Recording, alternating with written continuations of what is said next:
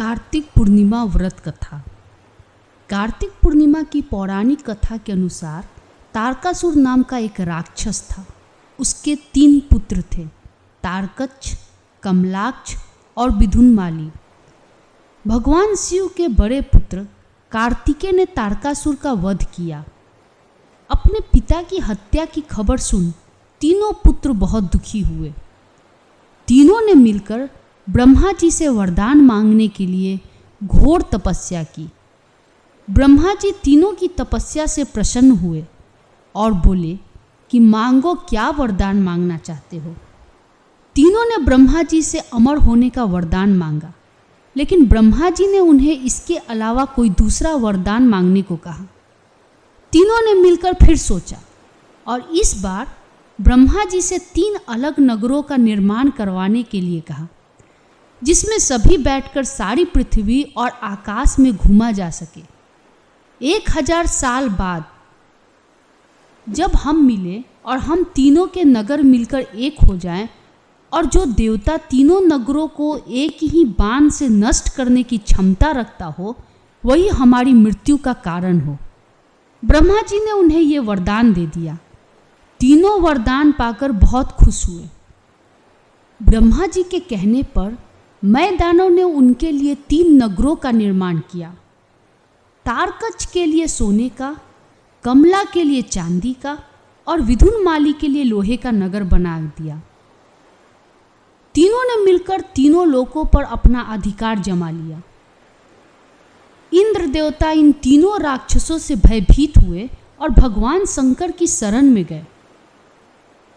इंद्र की बात सुन भगवान शिव ने इन दानवों का नाश करने के लिए एक दिव्य रथ का निर्माण किया। इस दिव्य रथ की हर एक चीज देवताओं से बनी। चंद्रमा और सूर्य से पहिए बने। इंद्र, वरुण, यम और कुबेर रथ के 4 घोड़े बने। हिमालय धनुष बने और शेषनाग प्रत्यंचा बने। भगवान शिव खुद बाण बने और बाण की नोक बने अग्निदेव। इस दिव्य रथ पर सवार हुए भगवान शिव, भगवानों से बने इस रथ और तीनों भाइयों के बीच भयंकर युद्ध हुआ। जैसे ही ये तीनों रथ एक सिद्ध में आए, भगवान शिव ने बाण छोड़ तीनों का नाश कर दिया। यह वध कार्तिक मास की पूर्णिमा को हुआ, इसलिए इस दिन को त्रिपुरी पूर्णिमा नाम से भी जाना जाता है। इसी वध के बाद भगवान शिव को त्रिपुरारी कहा जाने लगा। कार्तिक पूर्णिमा पूजन विधि। कार्तिक पूर्णिमा के दिन सुबह उठकर ब्रह्म मुहूर्त में स्नान करें। अगर पास में गंगा नदी मौजूद है तो वहाँ स्नान करें। अगर ना हो तो घर के पानी में गंगाजल मिलाकर स्नान करें। सुबह के वक्त मिट्टी के दीपक में घी या तिल का तेल डालकर दीपदान करें।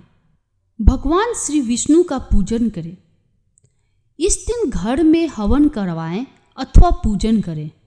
घी, अन्न या खाने की कोई भी वस्तु दान करें। शाम के समय भी मंदिर में दीपदान करें। इस दिन श्री विष्णु सहस्त्र नाम विष्णु चालीसा का पाठ करें।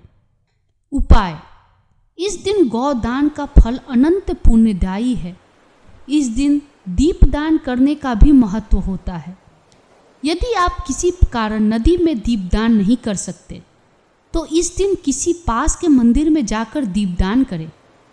चावल, शक्कर और दूध का दान या बहुत थोड़ी मात्रा में नदी में इन्हें बहाने से भी अक्षय पुण्य फल मिलता है। इस दिन अपने घर को गंदा बिल्कुल न छोड़ें और साफ सफाई जरूर करें। अपने घर के द्वार को भी सजाएं। ऐसा करने से घर में लक्ष्मी जी का आगमन होता है। घर के द्वार के सामने स्वास्तिक बनावे तथा विष्णु भगवान और माँ लक्ष्मी की पूजा करें। कार्तिक पूर्णिमा पर चांद जरूर देखें और साथ ही उसे मिश्री और खीर का भोग चढ़ावें।